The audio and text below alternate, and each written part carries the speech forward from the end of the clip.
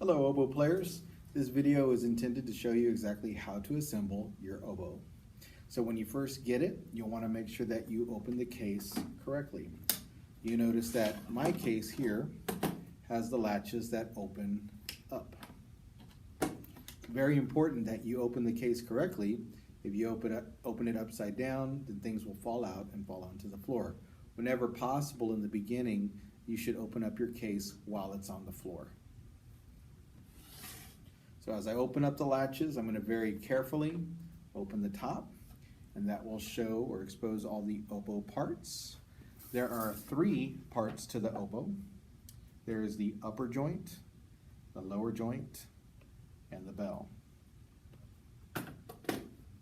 The upper joint looks like this. It has 1 cork on the bottom, and on the top has 1 hole for your reed.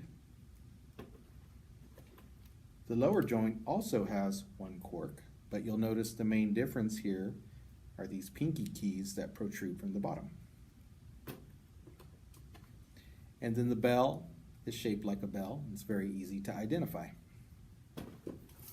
What you want to do first in assembling your instrument is to grab your upper joint very carefully.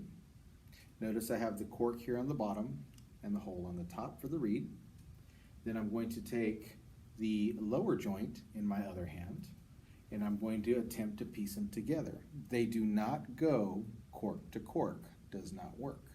So I'm going to turn this one upside down, and I'm going to put cork to metal ring. Now, if you look very carefully, you can see that I've set all the keys in one line right here. It's very important that you line up your oboe correctly before you assemble it together. I'm going to turn it around in the back. I want you to look very carefully at these right here. When you line them up correctly, you can take your oboe and twist and push lightly until these 4 pieces line up together. Now, if that was very difficult to do, it might be because your cork is dry. This part of the cork needs to be lubricated when it's very dry, and we use cork grease.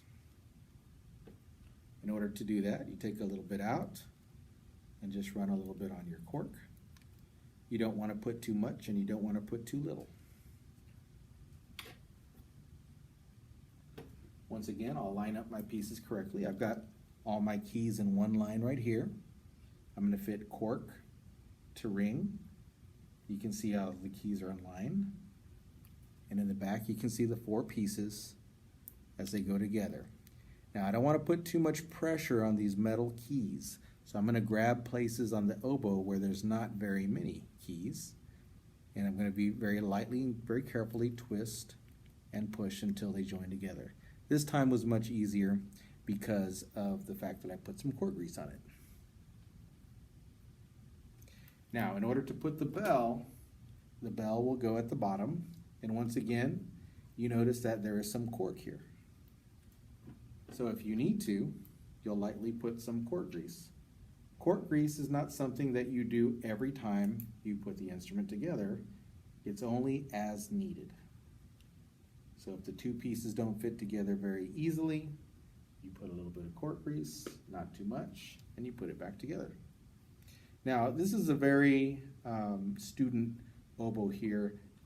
Probably you'll have an oboe that has a button here that you'll want to press down, and then once again, twist and push, and then the pieces will go together. It's very important that you push that key down if you have it. And that's it, an assembled oboe.